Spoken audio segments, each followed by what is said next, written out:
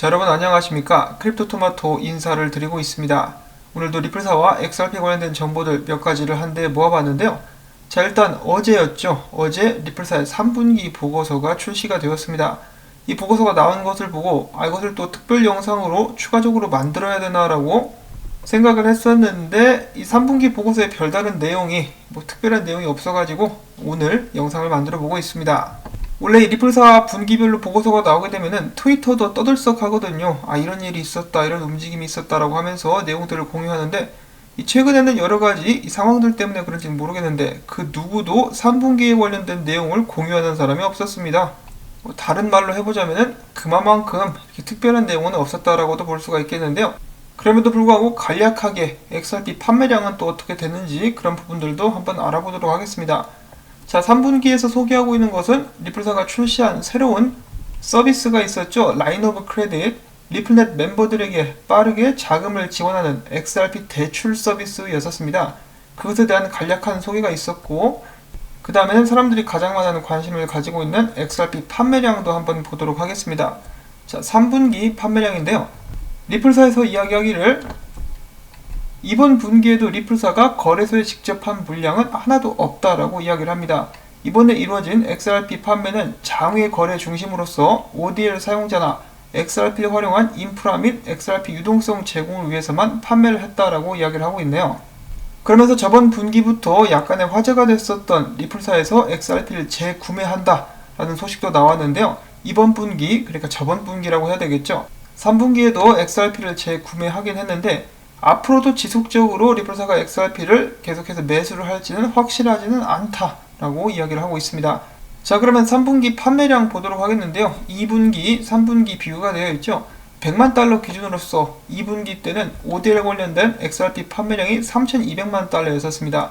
자, 3분기 때는 훨씬 더 많이 늘었어요. 2배 이상 늘어나가지고 8,100만 달러어치를 팔았는데 사들인 물량은 4,500만 달러 정도가 된다라고 합니다. 그래서 총 판매량만 보자면은 3,500만 달러어치를 팔았다라고 하네요. 2분기 같은 경우는 3,200만 달러이기 때문에 약간 이제 저번 분기에 XRP 판매량이 늘어났다라고 볼 수가 있겠습니다. 자, 반면에 XRP 거래량 같은 경우는 꽤 많이 늘어났다라고 하는데요. 전 분기 대비해서 대략 이제 108% 정도 늘어났다라고 하네요.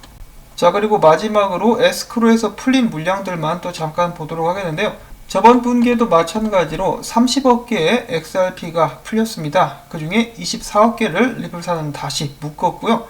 6억 개만 이제 따로 남겼다라고 볼 수가 있겠습니다. 자, 이렇게 해서 대략적으로 3분기 요약을 여러분들께 전해드릴 수가 있었는데요. 다음 분기에는 좀 더 이제 사람들이 놀랄만한 좋은 소식들이 많이 나올 수 있기를 기대를 해보면서 다음 소식 보도록 하겠습니다. 자, 최근에 XRP를 훔쳐가려는 사기꾼들이 난동을 피우고 있다고 합니다. 레저에 이어서 이번에는 이 나쁜 놈들이 사람들에게 이메일을 보내가지고 이런 식으로 거짓말을 한다고 하는데요. 11월 리플사가 새로운 프로세서를 공개했다. 이를 통해서 XRP를 무료로 뿌린다라고 하면서 자신들의 주소를 화이트리스트에 추가를 하고 프라이빗 키를 공유할 것을 요구하는 것으로 알려졌다고 합니다. 요구를 하지 말고 욕을 처먹어야 될 것 같은 아주 악랄한 놈들인데요. 벼룩에 간을 내먹어라 이 자식들아. 언제나 그렇다시피 여러분들께 뭔가 요구하는 놈들이 있다 싶으시면은 절대로 믿지 마시기를 바랍니다. 자, 그 다음에는 리플사의 3분기 보고서보다 다음 뉴스가 더 큰 뉴스라고 볼 수가 있겠는데요. XRP를 기반으로 한 국제 송금 변동성을 줄이는 테스트가 이번 달에 일본에서 진행이 됐었다고 합니다. 이 소식의 출처는 이제 니케이라고 하는 곳인데요.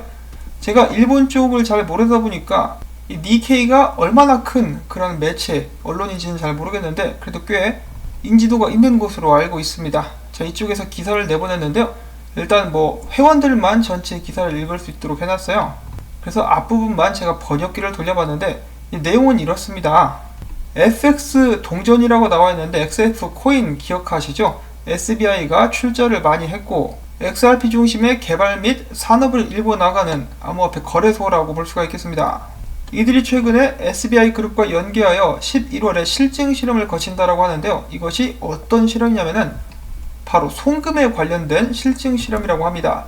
자, 좀 더 자세한 사항을 일본에 계시는 유튜버 크립토에리님께서 다루셨더라고요. 그래서 잠깐 공유를 해보자면은 일단 일본 같은 경우 미쯔비시뱅크가 출시한 글로벌 캐시 매니지먼트 서비스가 있다라고 하는데요.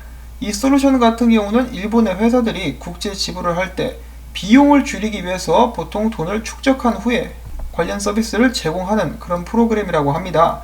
그래서 한마디로 국제 지불에서의 변동성, 국제 지불 과정에서 환전을 할 때 변동성을 최대한 줄이기 위한 그런 서비스라고 하는데요.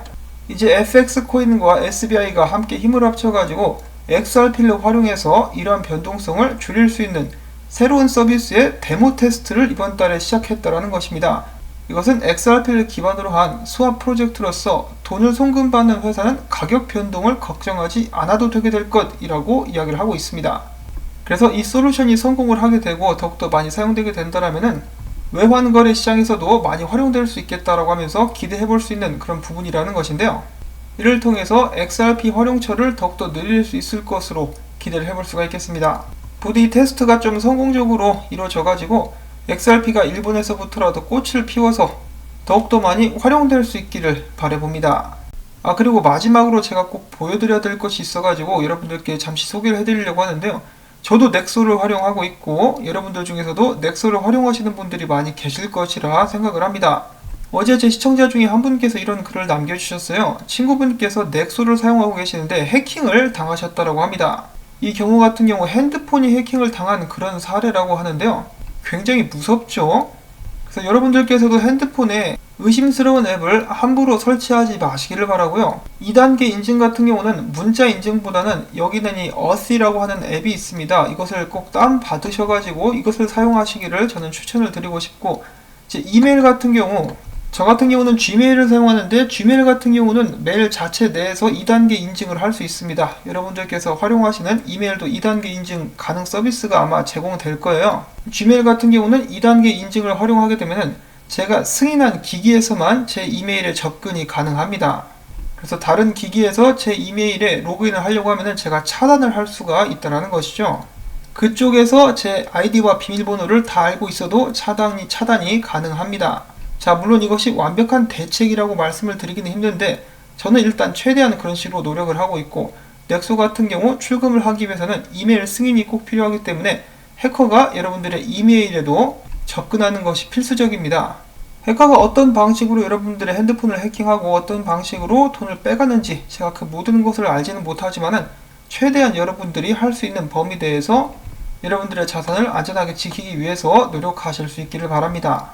그리고 게시판이라든지 이런 곳에 나 암호화폐 투자한다, 뭐 몇 개 들고 있다 라든지 이런 개인정보들 절대로 누설하지 마시고요. 혹은 여러분들이 사용을 안 하시는 오래된 핸드폰이 있으면 오래된 핸드폰을 하나 따로 빼가지고 그걸로만 거래를 하거나 암호화폐를 관리하는 것도 하나의 방법이 될 수도 있겠죠. 아무튼 굉장히 안타까운 사건이 발생해가지고 저도 마음이 좋지가 않더라고요.